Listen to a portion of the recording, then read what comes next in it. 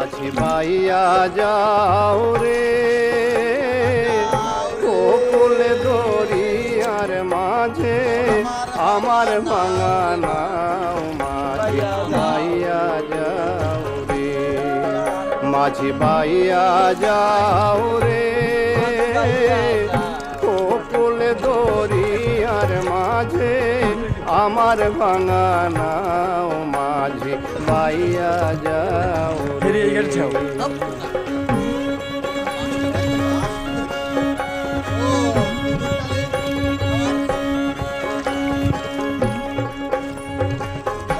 ও মাঝি রে